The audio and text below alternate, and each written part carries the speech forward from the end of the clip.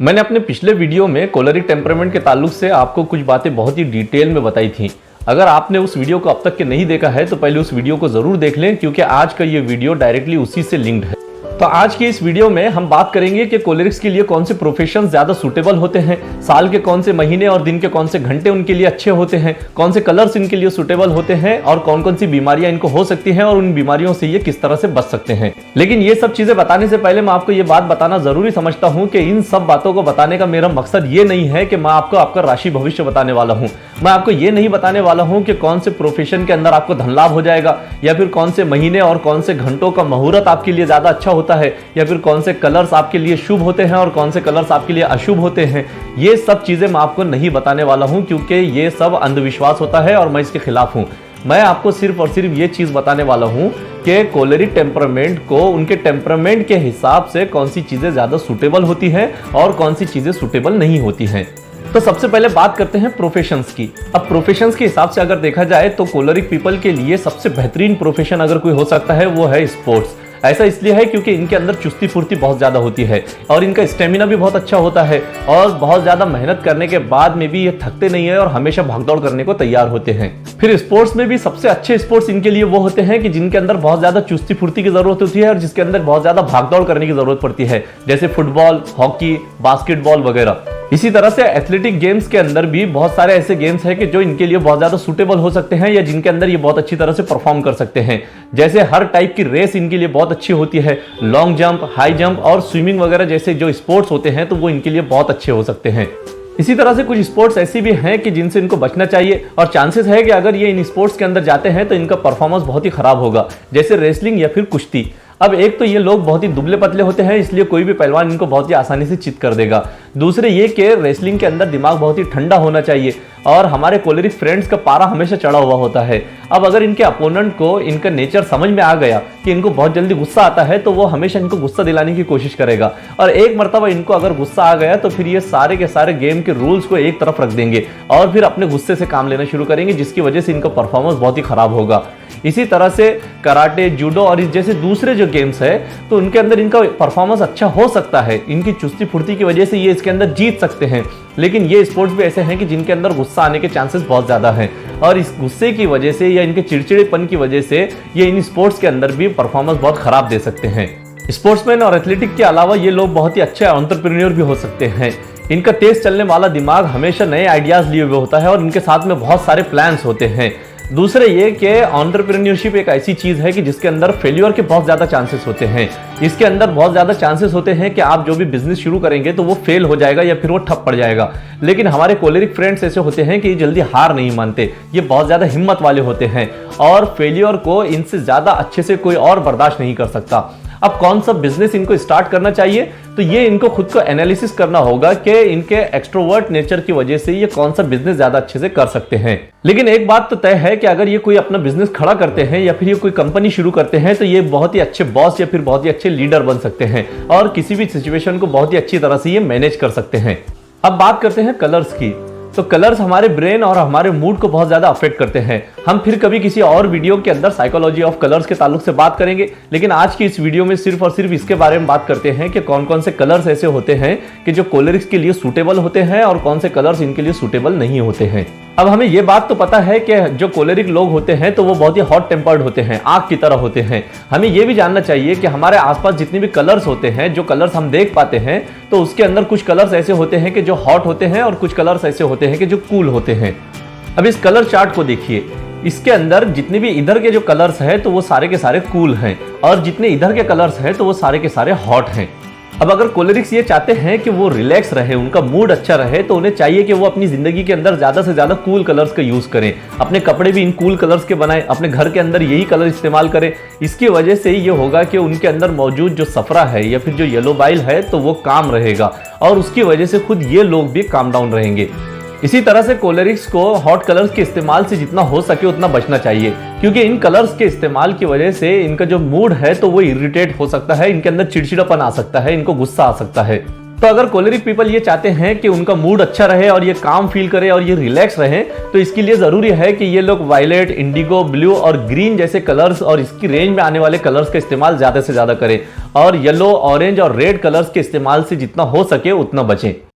अब बात करते हैं महीनों और घंटों की। तो मैंने आपको वो सारे तरीके बता दिए हैं कि जिससे आप किसी भी कोलेरिक पर्सन को पहचान सकते हैं। अब आप अपने आसपास रहने वाले किसी भी कोलेरिक पर्सन से पूछ कर देखिए कि कौन से महीने या कौन सा मौसम उनका फेवरेट है या कौन से महीने के अंदर वो ज्यादा अच्छा फील करते हैं। तो आपको तकरीबन हर कोलेरिक पर्सन यही बताएगा कि सर्दी का मौसम उनको सबसे अच्छा लगता है, वो उनका फेवरेट मौसम है। अब इंडिया के हिसाब से बात करें तो अक्टूबर से लेकर जनवरी तक के महीने इनके लिए सबसे अच्छे होते हैं और यही मौसम इनके लिए फेवरेट भी होता है। ऐसा इसलिए है क्योंकि इन महीनों के अंदर या फिर सर्दी के मौसम में टेम्परेचर बहुत ही लो होता है और इस लो टेम्परेचर की वजह से इनके अंदर जो मौजूद हीट होती है या फिर इनके अंदर मौजूद येलो बाइल होती है तो वो बहुत ही काम डाउन होती है, जिसकी वजह से ये खुद भी अच्छा महसूस करते हैं। इसके बिल्कुल अपोजिट में गर्मी का मौसम इन लोगों को बिल्कुल भी पसंद नहीं होता। ऐसा इसलिए है क्योंकि एक तो ये लोग खुद अपने आप में हॉट टेम्पर्ड होते हैं। अब अगर इनके आसपास का जो मौसम है तो वो भी बहुत ज्यादा हॉट हो जाए या टेम्परेचर बहुत ज्यादा हाई हो जाए तो इसकी वजह से इन लोगों को बहुत ज्यादा परेशानी होती है। ये इस मौसम को बर्दाश्त नहीं कर पाते और इसलिए गर्मी का मौसम इनमें से किसी का भी फेवरेट नहीं होता। इसी तरह से 24 घंटों में से वो घंटे इनके लिए ज्यादा अच्छे होते हैं या ज्यादा बेहतरीन इसके अंदर ये फील करते हैं जिसके अंदर टेम्परेचर बहुत ही लोवेस्ट होता है। अब ग्रीक फिलॉसफी के हिसाब से देखा जाए तो रात की 3 बजे से सुबह के 9 बजे तक के जो टाइम होता है तो वो इनके लिए ज्यादा अच्छा होता है और इसी तरह से सुबह के 9 बजे से दोपहर के 3 या 4 बजे तक का जो टाइम होता है तो इनके लिए बहुत ही खराब होता है क्योंकि इसके अंदर टेम्परेचर बहुत ज्यादा हाईएस्ट हो जाता है। अब बात करते हैं डाइट या फिर खाने पीने की चीजों की। अब कोलेरिक पीपल को एक चीज हमेशा बहुत परेशान करके रखती है, वो है इनका वजन। ये लोग हमेशा फिक्रमंद होते हैं कि इनका वजन कभी बढ़ता ही नहीं। ये कितना भी खाना खा ले या फिर कितनी भी अच्छी टॉनिक्स ये इस्तेमाल कर ले, इनका वजन जैसे का वैसा ही रहता है या फिर अगर इनका वजन बढ़ता भी है तो बहुत जल्दी फिर ये घट भी जाता है। इसीलिए मैं आज के इस वीडियो के अंदर जो चीजें आपको बताने वाला हूं या खाने पीने की जो चीजें आपको बताने वाला हूं वो इसलिए नहीं है कि इनसे इनका वजन बहुत ज्यादा बढ़ जाएगा या फिर ये बहुत ही हेल्दी हो जाएंगे, बल्कि ये सिर्फ और सिर्फ ऐसी चीजें हैं कि जिनकी वजह से इनका जो सफरा है या फिर इनकी जो येलो बाइल है तो वो रिलैक्स रहेगी या फिर ये इसकी वजह से शांत रहेगी। और इनका वजन ना बढ़ने की एक वजह ये भी है कि इनके अंदर मौजूद जो हीट होती है या फिर जो इनका टेम्परामेंट होता है तो वो इनकी बॉडी के अंदर फैट को कलेक्ट नहीं होने देता, जिसकी वजह से इनका वजन कभी भी बढ़ नहीं पाता। बीओएमएस में जब हम मेडिसिन की स्टडी करते हैं तो हमें एक चीज इसके अंदर ये पढ़ाई जाती है कि जितनी भी खट्टी चीजें होती हैं तो वो सारी की सारी मुसक्किनात सफरा या फिर येलो बाइल को शांत करने वाली चीजें होती हैं। जैसे इमली है, आंवला है, कैरी है, लीमू है, ये सारी की सारी ऐसी चीजें होती हैं कि जिनकी वजह से येलो बाइल या सफरा शांत रहता है। इसी तरह से जितने भी सिट्रस फ्रूट्स होते हैं जिसके अंदर सिट्रिक एसिड पाया जाता है तो वो भी इन लोगों के लिए बहुत ही अच्छे होते हैं। जैसे ऑरेंज है, अनार है, स्ट्रॉबेरी है और इस जैसे दूसरे जितने भी फ्रूट्स हैं कि जिसके अंदर खट्टा टेस्ट होता है तो वो इन लोगों के लिए बहुत ही अच्छे होते हैं। अब आप खुद भी ऑब्जर्वेशन करके देखिए कि जितनी भी कोलेरिक पीपल आपके आसपास होंगे तो उनको खट्टी चीजें खाना बहुत पसंद होती है।